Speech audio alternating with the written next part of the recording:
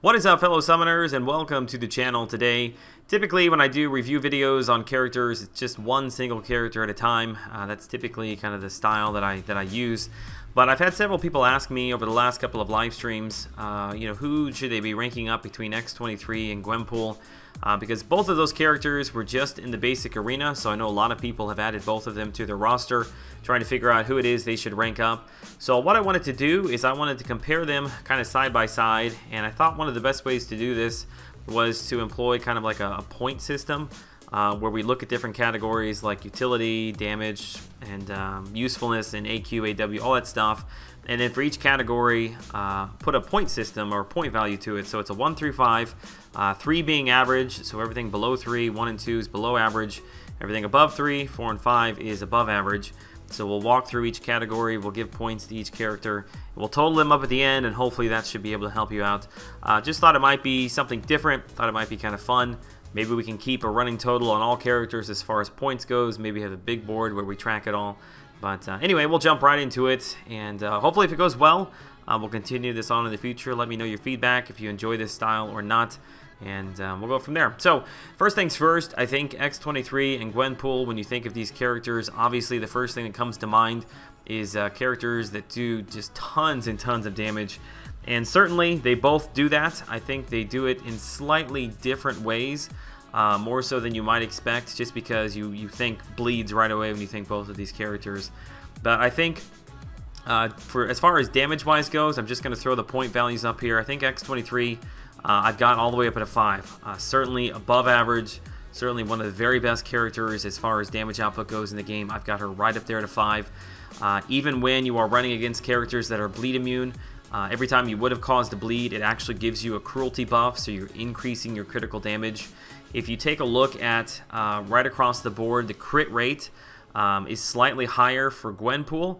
Critical damage is the same for both of them, but what you have to keep in mind is when an enemy is bleeding, X23's crit rate goes up, and then if she's awakened and you have at least 3 bleeds on the enemy, the crit rate goes up even further.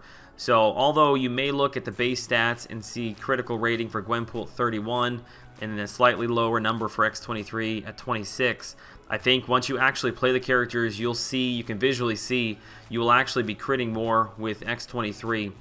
The reason for that obviously is the increased critical rate that comes along with her bleeds, and then the increased critical rate that comes along with her signature ability as well because of those bleeds.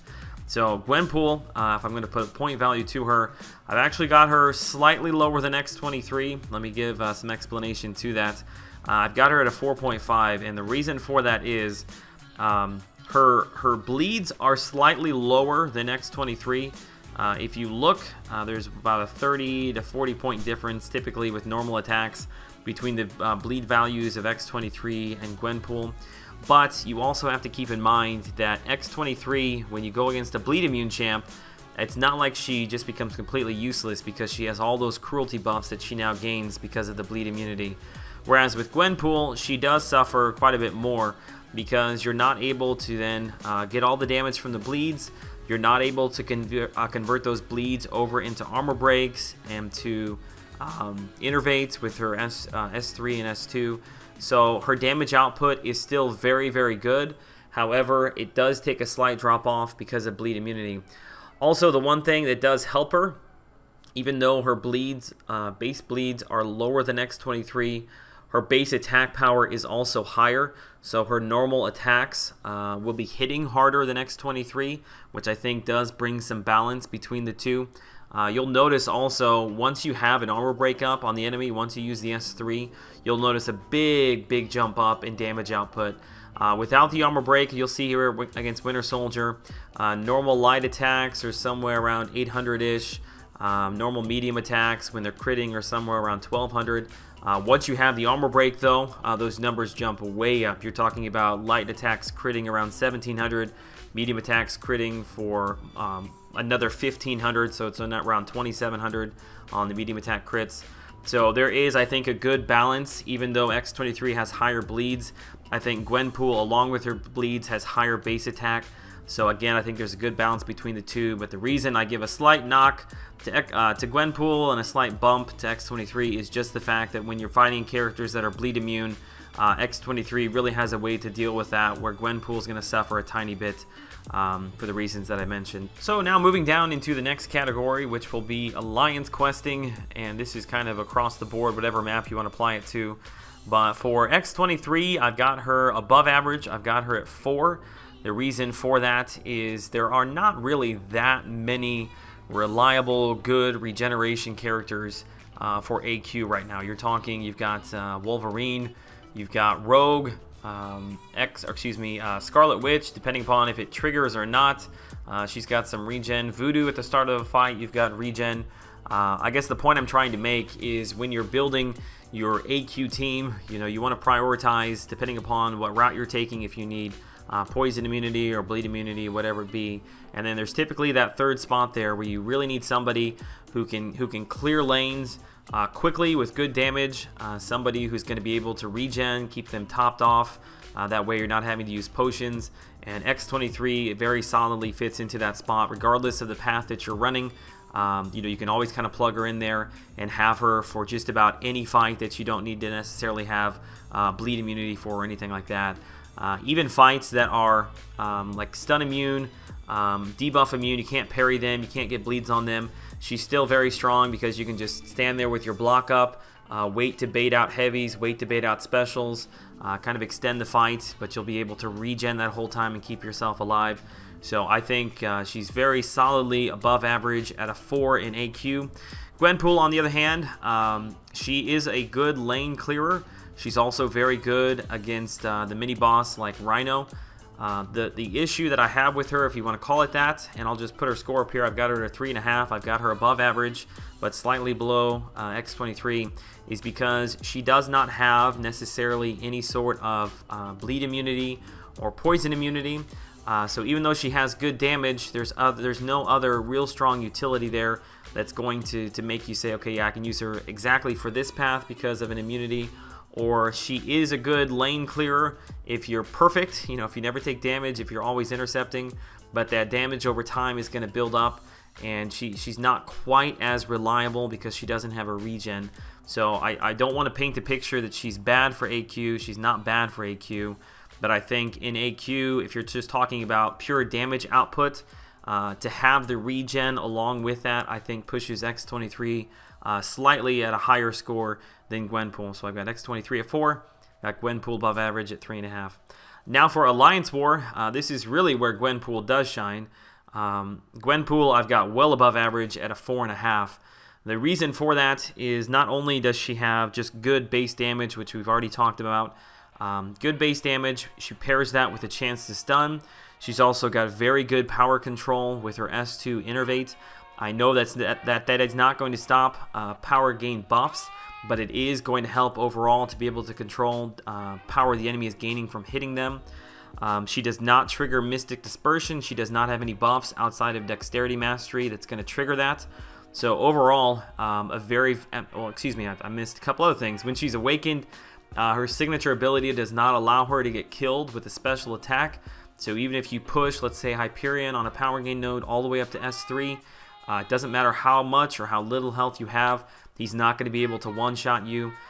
You also have in her signature ability defensive reduction, defensive lowering reduction, 2% for every combo. So once you're building your combo meter up, evasion from Nightcrawler, evasion from Spider-Man, all those things become less and less of an issue. So she is very much purpose-built, very, very good in Alliance War on attack. On the other side of that, you have X23, who I think is a good Alliance War attacker. I've got her slightly above average at a 3.5. I think what holds her back is once you start getting up into tier 2, into tier 1, those higher tiers, her regeneration is going to constantly trigger Mystic Dispersion, which you'd be surprised how many times she has that up. And if you pair her regeneration with your dexterity buff, both of those things are going to be feeding a lot of power over to characters who have Mystic Dispersion. The other problem, if you want to call it that, is there's a lot of nodes in Alliance War that drain your power. And when she is at 0 power, her regen is next to nothing. You really need to run her with somewhere between 2 and 3 bars of power to really get that strong regen back. And unfortunately, when you have power drain so often in Alliance War, you're just not able to take advantage of that. So for those reasons, I think in lower tiers she excels. I think in the higher tier you go, though, she falls back a little bit, whereas Gwenpool just continues to shine regardless of what tier you're in. So I've got Gwenpool a full point higher than X23 when it comes to Alliance War attack. Now, signature ability I touched on briefly with Gwenpool. I'm going to start though over with X23. X23's signature ability is good. It takes what she does well in her damage output and her bleeds, and it pushes that and makes it even better. The reason though that I got her at 3.5 is it does not significantly add any additional utility to X23. It's not like it takes her damage and takes her regen and then adds some sort of third utility to her. Like I said, it just takes what she does well and makes it better. So for that reason, it is a good signature ability, but I've got it at 3.5. I've got it above average. Whereas if you look at Gwenpool's signature ability, it doesn't necessarily complement. It does complement, but it doesn't focus on what she already does well. It just adds a completely new layer of benefit to her. So her signature ability, like I mentioned before, she can't be killed. She can't be one-shot, I should say, or killed from a special attack from the enemy. Plus, and this I think is even more important, is her defensive ability reduction is tied into her signature ability. So not only does it take her from being a very strong damage-dealing character, somebody who can control power, somebody who's got very strong base statistics, but now her signature ability also gives her survivability, also defensive ability reduction. It just makes her a completely different character and gives her even more utility. So her signature ability, I've got at 4. I don't think it's necessarily the best in the game, but I think it is a significant boost to her as a character. So for that reason, I've got her at 4 for Gwenpool. I've got X23 at a 3.5, both above average. Don't get me wrong, both these characters are still really good, but for purposes of separation, that's the reason. Then finally, if we look at utility, their utility is very different, but is still very strong. For X23, it's regen, and you may think to yourself, like, that's very straightforward, seems very simplistic, but there's a lot more wrapped up than just regen you have to consider. What I've got playing on the screen here, this is the spiked armor node in Road to the Labyrinth.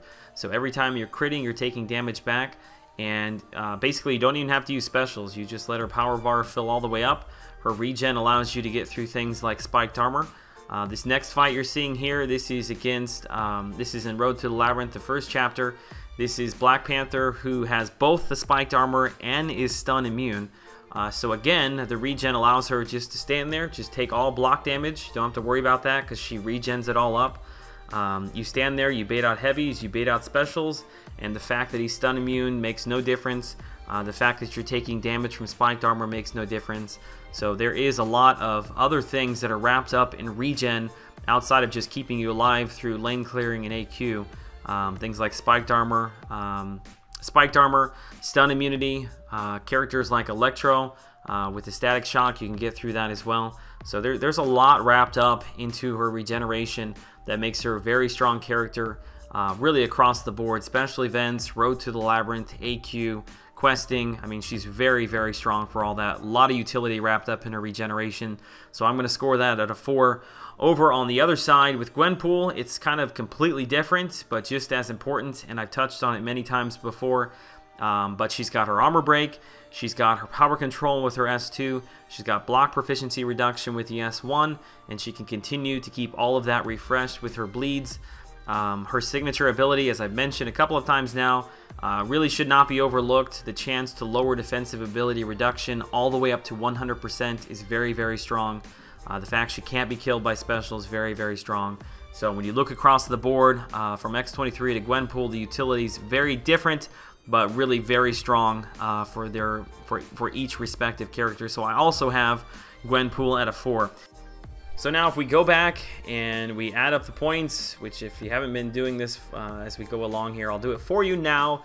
The X23 total that I came up with was 20 points. The Gwenpool total that I came up with was 20.5. Yes, I've got Gwenpool edging out X23 just slightly. I think if you look at the total score there, Gwenpool is above average by basically at least 4 in every category, whereas X23, she's held back just a slight bit with Alliance War, and her signature ability, while it is good, it's not necessarily like a game changer that adds a ton of different effects to her. It just boosts up what she already does well. So those two areas are what held her back slightly.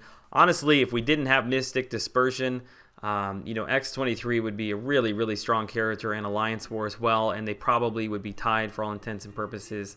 But as far as my scoring goes, at this point in the game, with the masteries and everything that we have, I've got X23 sitting just slightly behind Gwenpool. Honestly, the main thing I want you to take away from this is rank them both up, take them both up as high as you can, as quickly as you can. You will not be disappointed. They're very good pieces to have in your roster for different points in the game, but definitely it's not like if you take up Gwenpool, you shouldn't take up X23.